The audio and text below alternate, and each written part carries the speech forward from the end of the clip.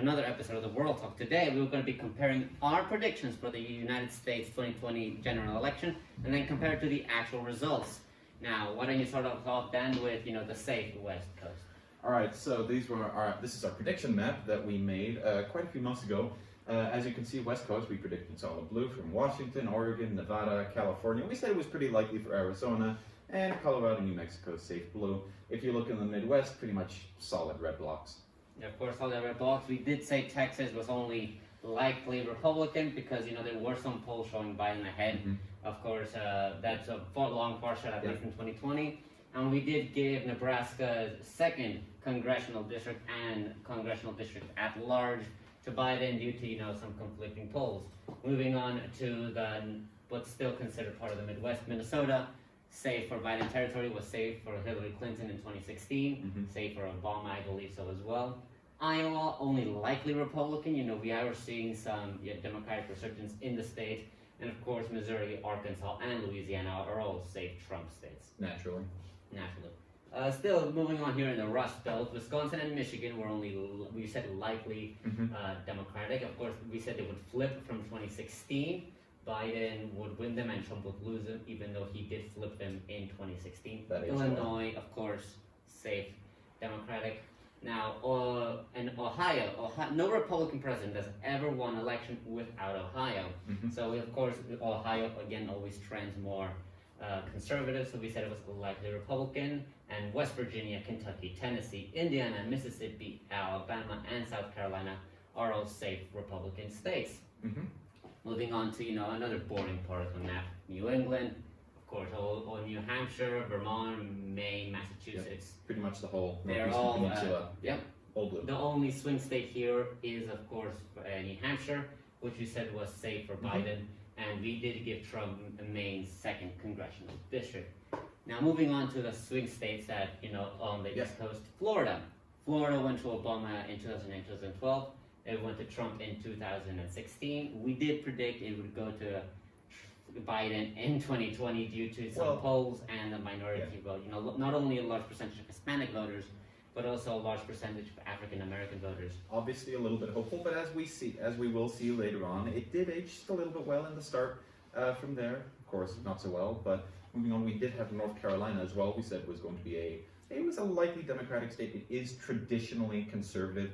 However, again, polls and so on. So did we show made an expectation. And Georgia, we said only was lean Republican. Of course, we're seeing it's trending more Democratic. Georgia has a huge African American population within its state borders, and traditionally they have not voted in high numbers. However, in this election, they did vote, and how we did guess it would go to Trump either way. So we can see at our final tally, we said that Joe Biden would win 336 electoral points or votes to Trump's 202.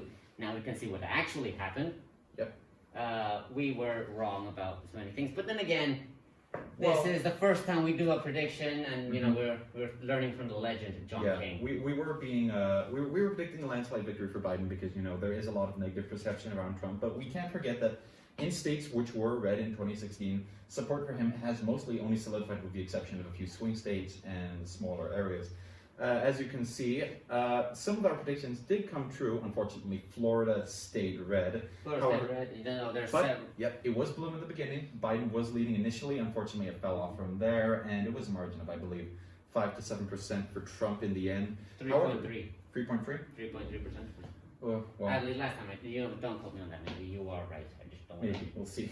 And that is due to the Republican Party managed to portray the Democrats as socialists and communists, and a big percentage of Hispanics, their home countries are ruled by these authoritarian left-wing governments, so that kind of spooked them and ran to the Republican It's a Party. traditional use of buzzwords by conservatives to try and scare voters. Well, and not to mention, as a big generalization, Hispanic, Latino voters do tend to trend more conservative based on the principles that many of us were raised upon. Hard work equals success.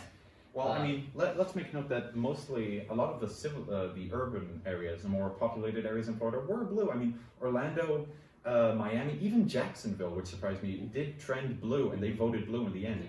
It was just the more rural areas which did unfortunately vote red, and that in the end did lead to Trump gaining the lead in the state. Another place where we were wrong was Georgia. We said it would go to Trump. It ended up flipping to Biden. And of course, no Democrat has won Georgia since 1996 with Bill Clinton. Well, I mean, we have to thank former state senator Stacey Abrams for managing to bring out the African American vote and flip the state. Now it's a highly contested 2 Senate seats. And not to mention, those Senate seats are still in the eyes of Stacey Abrams. In case you don't know, she helped to register hundreds of thousands of new voters for this election cycle. And that is carrying on with the runoff elections, which we'll take a look at in a little bit. But long and short of it, she did help gain a lot of votes for both sides, but primarily Democratic in the state. So a special thanks to her for that. Well, I think the only others, well, North Carolina did, end up going to Trump. I think it was the margin was very small, though. In the end, people were very uncertain. I believe it was 1.5%. It was quite close. Very uncertain. Although I think we kind of overshot our chances during the week. Yeah, Donald saying it would go to Biden. And the only other one that we did get wrong was Nebraska's at-large. Well, I don't remember why we thought Nebraska's at-large would go to Biden, but there we go. So coming up to the final total of Biden wins the election with 306 to Donald Trump's 332. Now, speaking of the Senate in Georgia, why don't we see our Senate predictions? Yep. We didn't show these on video. We did these behind closed doors because we thought we were talking too much about U.S. elections. Anyways, we predicted that the Democrats would hold a slim majority in the Senate, being able to overturn certain, winning slim in some states such as North Carolina and Minnesota. Hopefully we were looking for maybe a few flips here and there, but as we see in the actual results, it was unfortunately far too close for The interesting thing is here that we thought a lot of these Republican Senate races which they won, they would only win lean. We see that in Alaska, Texas, Georgia, Alabama, both of Georgia's Senate seats we thought will only lose slightly to the Republicans. However, we also said Kentucky was likely red, which that's because I think we don't like Mitch McConnell, so we're kind of we don't like Mitch McConnell, but unfortunately I don't think his competitor Amy McGrath ever had a real chance. Mitch McConnell is still, for some reason, very, very popular in Kentucky. That is a good statement. The only, the traditional Republican states were safe, and not a lot of safe seats for the Democrats, Oregon, Illinois, and New England. And the other ones, we did say that Arizona would flip to former astronaut Mark Kelly. Yes, and we saw in the actual presidential election as well, Arizona did in the end go blue. There was a lot of contest between what would happen there. We don't know for sure what happened, but a lot of people do believe that it's because of John McCain. As you may know, John McCain, who died in 2018, was a Republican senator from Arizona. He was a longtime critic of Trump, and Trump was not exactly respectful to McCain following his death, unfortunately. And some believe that McCain, his legacy, pushed Arizona to be blue. Trump voters who liked McCain, weren't so sure about Trump, saw what Trump was saying about McCain, and that pushed both the Senate and the Electoral College in favor of him there. So, if we compare our predictions now to the actual United States Senate, we don't have Georgia due to the tight margins. Yep. Well, going out into a runoff in January, which will determine who controls the Senate, whether it be the Republicans with a slim majority, or the Democrats will control it with the help of Vice President-elect Kamala Harris presiding over the Senate. Now, we were a bit wrong in North Carolina. The Democrat lost only by a small margin. Of course, the scandal didn't help him very well. Yeah, unfortunately with this election cycle, there was a lot of scandal. There was a lot of personal attacks on candidates, and as we have seen in some races, such as North Carolina, that did detrimentally affect them. However, I mean, we were safe with quite a few of our picks too. Colorado, for example. The only thing that we got wrong was North Carolina. Georgia hasn't been announced, so we're not 100% sure. I mean, I think in our predictions, we did say both seats would go to the Republicans. I think it'll be one of each at this point, but, that's a bandwagon. We can't change our predictions right now. Georgia's already very volatile as is. We mentioned Stacey Abrams. We don't know what the final results will be, so we'll have to wait until next year to find out. And that will determine what happens with any President-elect Biden's legislation, because as you may know, whoever controls the Senate will be able to vote accordingly on any legislation he proposes or any legislation that would go through to him.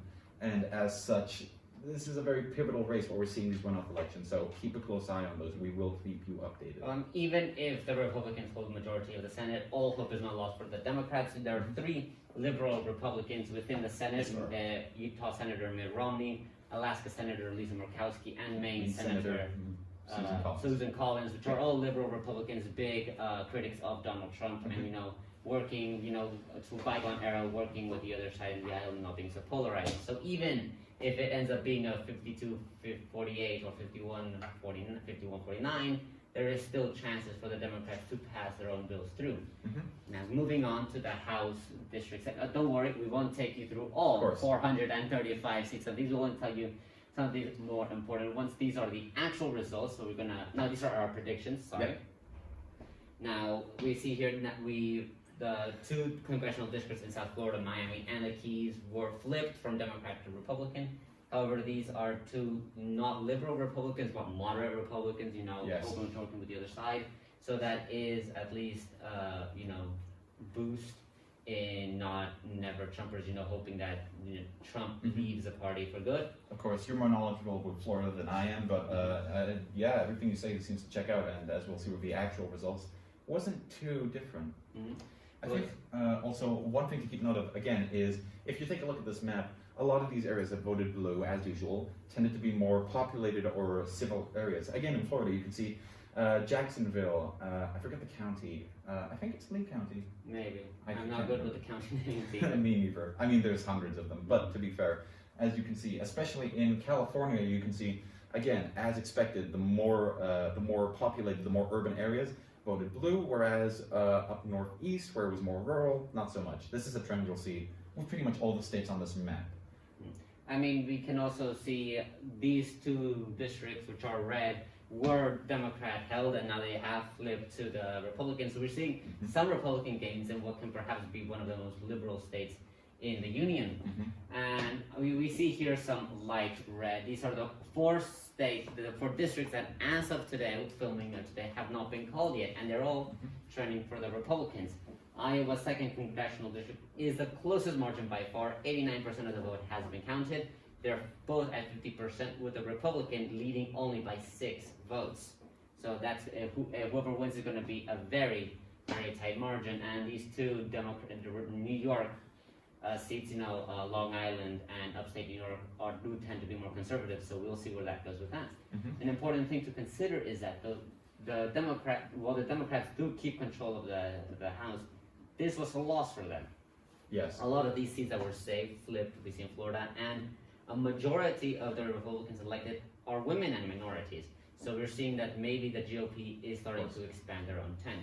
Well, we'll have to see about that. I mean, then again, the Democrat is starting to try and very slowly adopt a more progressive one. The entirety of the squad was reelected, so Ilhan Omar, Ayanna Pressley, Alexandria Ocasio-Cortez, these progressives who have spent a long time now, their first 2 years in term, being constantly slandered by not just Republicans, but also by their own party, by more moderate or more liberal Democrats, still were able to get reelected. So we're going to have to see where this goes, not just for the Democratic Party, who, it should be noted, really predicted a very strong showing. They should have taken the Senate and the House much easier than they did. It was a close fight. Speaker Pelosi said they would flip 12, maybe 20 seats. When opposite happened, the Republicans have so far flipped, have made 12 seat in gains. Another thing, you're talking about the progressive women, the Democrats, the Squad, AOC, and all the other progressive women. It's that the GOP has made a counter squad to them called the Freedom Force, made up of minorities and people who, in their own terms, want to preserve American democracy, American freedom, and will fight against socialism. These do include both Florida's newly elected Republicans, former Mayor Carlos Jimenez, and Florida's 27th Maria Elvira Salazar, along with another Republican elected from New York City, and I forget where the 4th one, what state she's from, but they're going to be the squad's opposition to not promoting socialism across the United States. Anyways, these are the actual. Let's move on to our predictions, see how wrong we actually were, and not that bad. I mean, we listened to Nancy Pelosi, which maybe we shouldn't have, saying that the Democrats would win around 20 seats. We did predict Florida's 2 South going red accurately, so that is good. And we were, of course, off in Iowa, off in California, off in New York, and which we did see some of these would go Democrat, and unfortunately they did not. Anyways, thank you, ladies and gentlemen, for watching our, comparing the results to our predictions. This is the first time we do this sort of prediction, so of course something will be off. We are still, maybe if you tune in 4 years or 2 years for the midterms, maybe we would have gone better out of map predicting. Anyways, don't forget to tune in next week and like and subscribe, and we'll see you next time.